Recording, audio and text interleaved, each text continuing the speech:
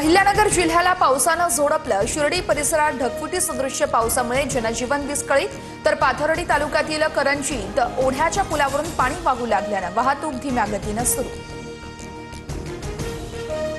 परभणीच्या गंगाखेड तालुक्यातील गौडगाव या ठिकाणी दुसऱ्यांदा ढगफुटी सदृश्य पाऊस, कापूस सोयाबीन पाण्याखाली गेल्यानं शेतकऱ्याचा टाहो।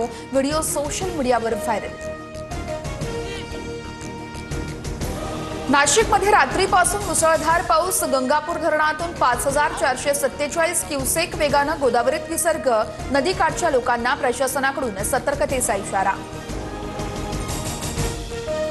पुण्यासह घाटमाथ्यावर जोरदार पाऊस, खडकवासला धरणातून 10,000 क्युसेकनं विसर्ग वाढवल्यास भिडे पूल पाण्याखाली जाण्याची शक्यता। आशिया चषकाच्या फायनलमध्ये आज भारत पाकिस्तानशी भिडणार। पाकिस्तानवर विजय मिळवत आशिया चषक जिंकण्यासाठी भारत सज्ज, तर भारताविरुद्ध सलग 2 पराभवानंतर पाकिस्तानच्या कामगिरीकडे सर्वांचंच लक्ष।